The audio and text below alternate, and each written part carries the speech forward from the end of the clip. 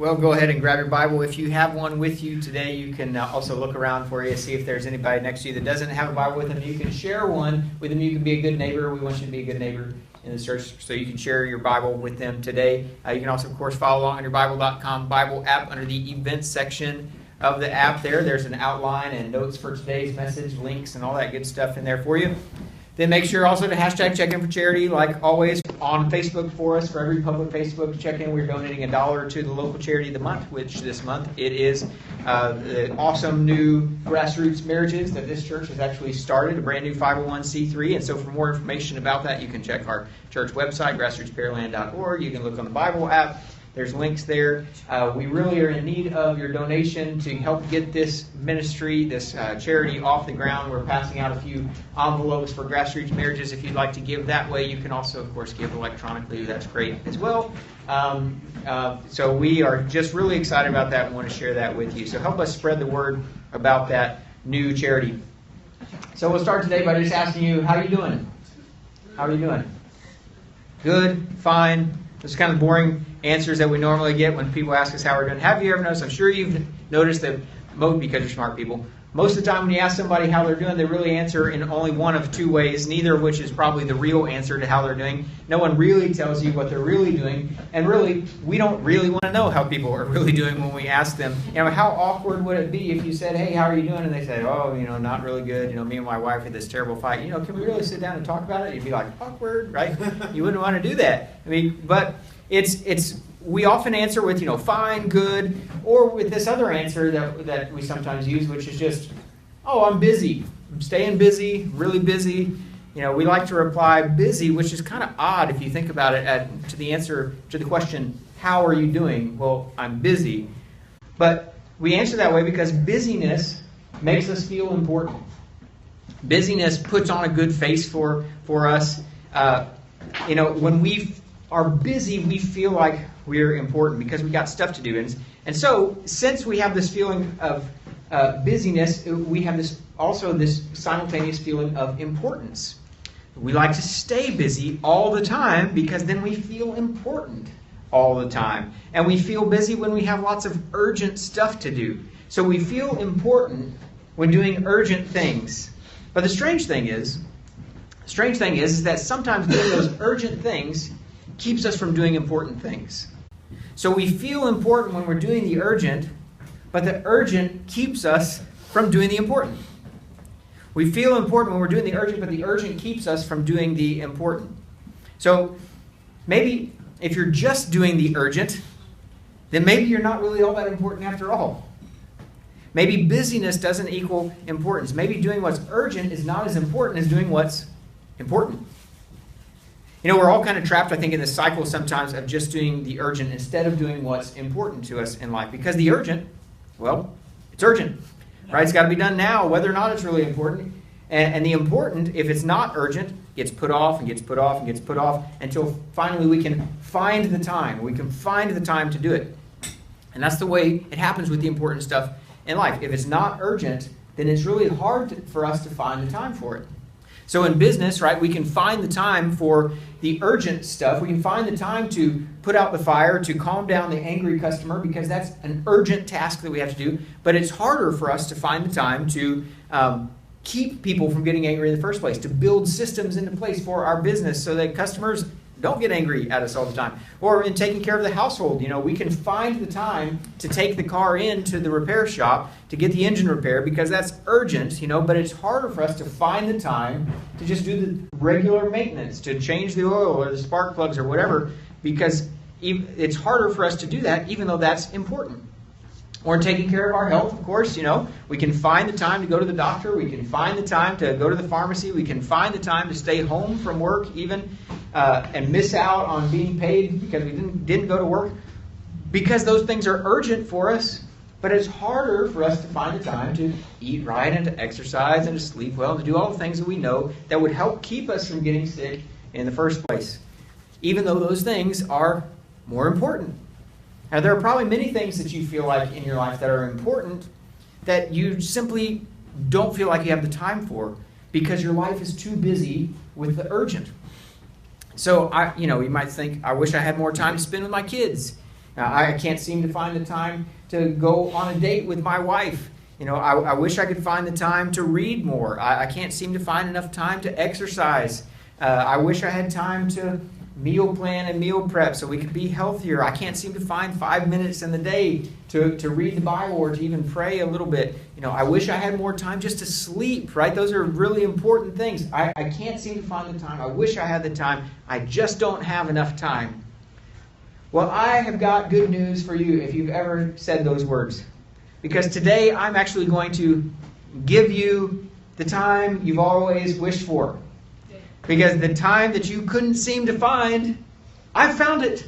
And I'm going to give it to you today. Because here's the truth that will blow your mind if you want more time for the important stuff in life. So you're probably going to want to write this down because it's mind-blowing truth here. We all have time for what we choose to have time for. We all have time for what we choose to have time for. I know that's not a good English, but that's the way people talk and that's the way you're going to remember it, right? We all have time for what we choose to have time for. You can do all those important things that you want to do in life. It just comes down to a choice. And today we're going to make that choice together. Today, with Christ's help, we are going to choose the important over the urgent in our life. Today we're concluding this message series that we've been calling I Choose with I choose the important over the urgent. I choose important over urgent. Now, the best biblical example of choosing the important over the urgent comes in Luke chapter 10, starting in verse 38. It's the story of Mary and Martha and their meeting with Jesus. So here it is in Luke chapter 10, starting verse 38. As Jesus and the disciples continued on their way to Jerusalem, they came to a certain village where a woman named Martha welcomed him into her home. Her sister Mary sat at the Lord's feet, listening to what he taught. But Martha was distracted by the big dinner she was preparing. She came to Jesus and said, "Lord, doesn't it seem unfair to you that my sister just sits here while I do all the work? Tell her to come and help me." But the Lord said to her, "My dear Martha, you are worried and upset over all these details.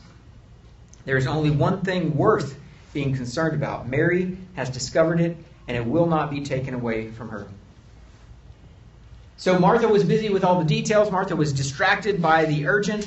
And now, of course, if Jesus were coming to my house, I'd probably do the same thing. I'd be very distracted by all the urgent tasks that had to be done before he got there.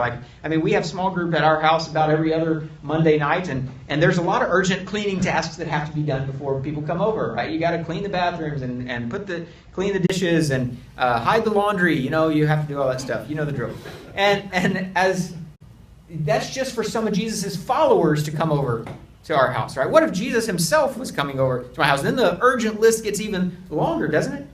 And Martha gets distracted by all this urgent stuff, which is perfectly normal. All the preparations for dinner, she gets distracted by the urgent when the important is actually sitting in her living room.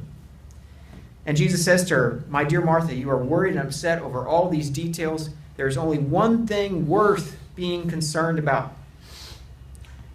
So are you worried and upset over all the details of life and missing out on the one thing that is worth being concerned about? Are you distracted and trapped in this cycle of the urgent while the important things in life are actually passing you by? So what is it for you? What is it for you personally that you feel like is important but you just don't have time for? Remember, we all have time for what we choose to have time for.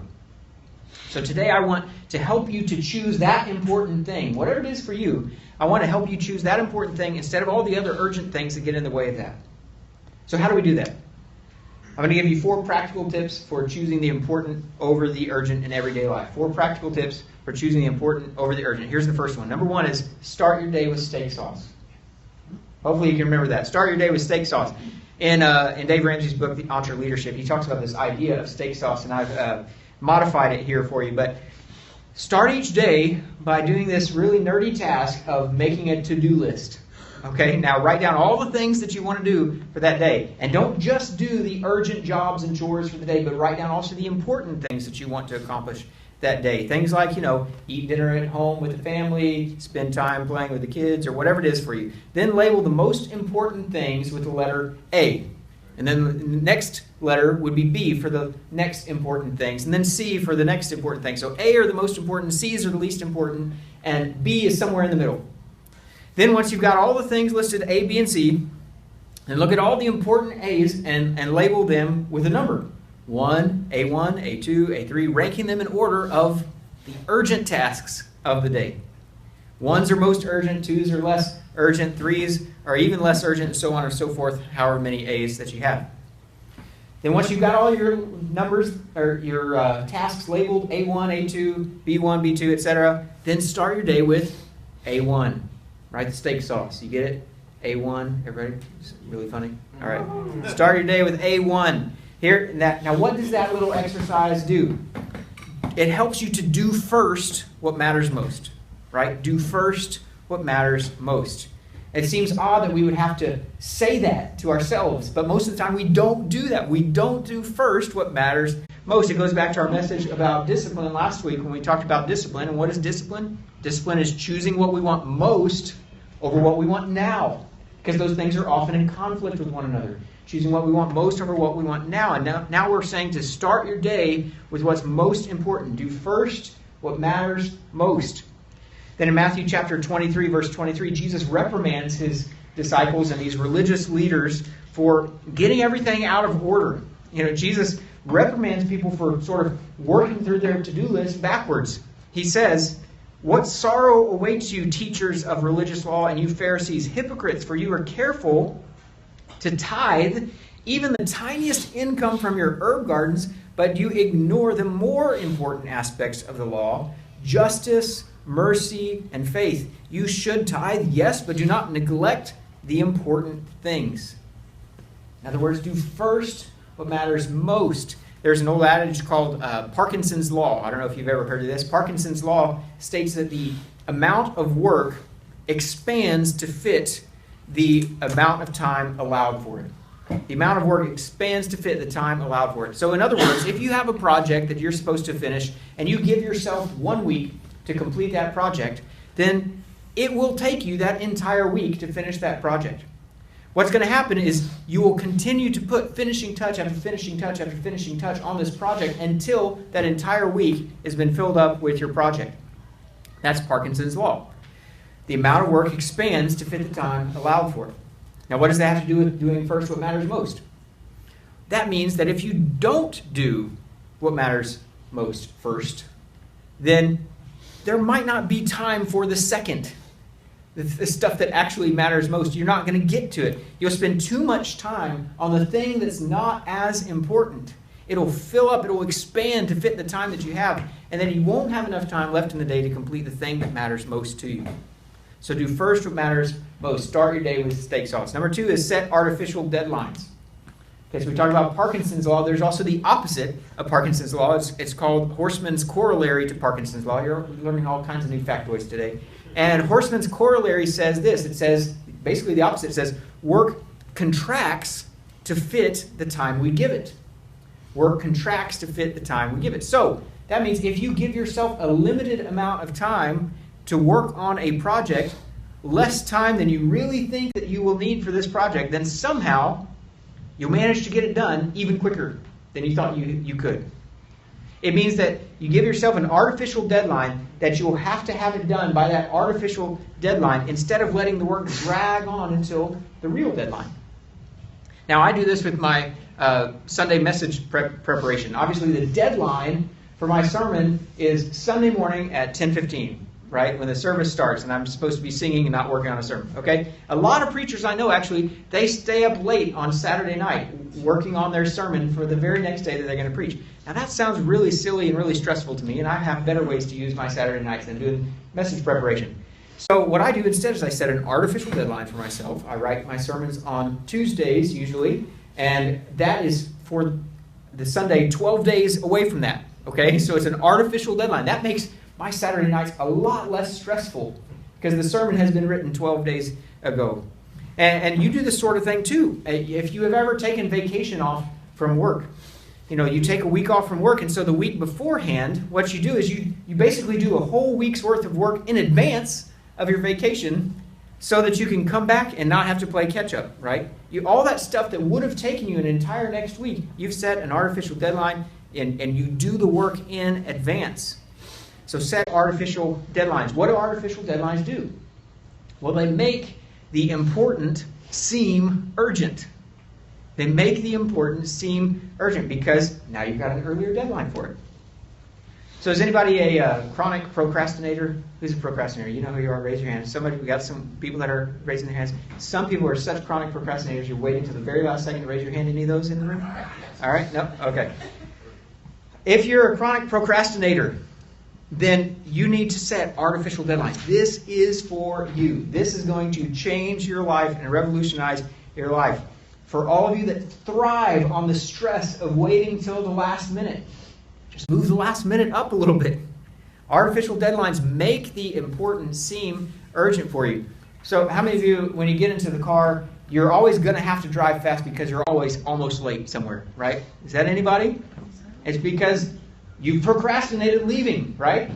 And the easy solution is not drive faster. The easy solution is leave earlier.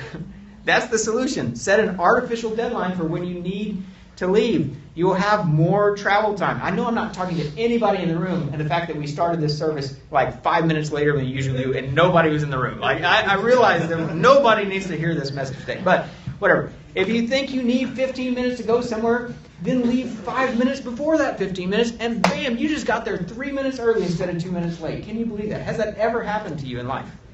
It will revolutionize your life. If you want more time for the more important things in your life, like being home in time to eat dinner with your family, or set these artificial deadlines in place for your projects at work. If you want to spend less time doing the unimportant stuff, like playing around on your social media feed or something like that, more FaceTime with real people, with your real friends, with your real family, then you might set an artificial deadline for yourself there. I'm done with social media at 6 p.m. or my phone goes on the charge at 7 p.m. or whatever the heck time works for you. You have time for what you choose to have time for.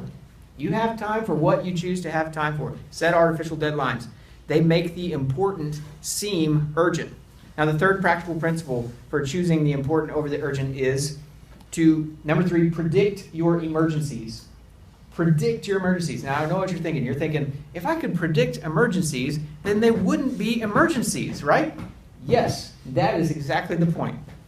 And so if you were prepared for an emergency, if you predicted in advance, then it wouldn't feel like an emergency when it happened. It wouldn't throw you off balance. It wouldn't take away your time and your money and your resources from the things that are more important to you than that urgent emergency. So if you predict your emergencies, then you won't actually have that many actual emergencies. Now, the reality is that most of the things that we've let become urgent, the things that we let become emergencies, are not actual emergencies. Most of the things we've let become urgent are not actually that urgent in our life. We just haven't properly planned for them. So it's not an emergency, for instance, when you have to buy new tires on your car. It's not an emergency because we know the tires are going to wear out at a fairly predictable rate. We just failed to predict it. It's not an emergency when you have to do all that stressful shopping at the last minute at Christmas time. It's not an emergency at Christmas to have to spend a bunch of money on presents because Christmas is pretty predictable. It always comes the same time of year, in December. You can plan for that. You can predict it. Now, not all, but most of the urgent things that stress us out in life and that keep us from finding time for the more important things, they are not actually emergencies because they're fairly predictable. And by predicting those emergencies, what's going to happen is you'll free up time. You free up money. You free up resources for those important things and those important people in life. So how do you predict those emergencies? Well, you do a couple of basic things that you already know. You budget your money. That's one way to do it.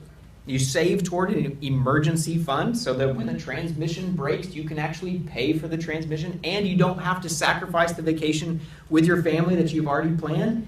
So you get to spend time doing the more important thing with your family and you can take care of the urgent thing that happens. Save towards sinking funds, right? That's an idea that we save money for the things that we know are going to wear out or the things that we know are coming. We know that Christmas is coming, so we save money in advance for that. We budget, we use those funds wisely so that those urgent purchases are not urgent anymore. Then also we do things like calendar things, right? This is basic stuff. People write like calendar margin into your day and into your week. Margin is like the emergency fund for your time. If you calendar some time that it's extra time in your day or in your week, then when something urgent comes up, you have the time to deal with it. So you don't have to take that time away from your family. You don't have to take that time away from your job or whatever it is. You can calendar margin. So predict your emergencies.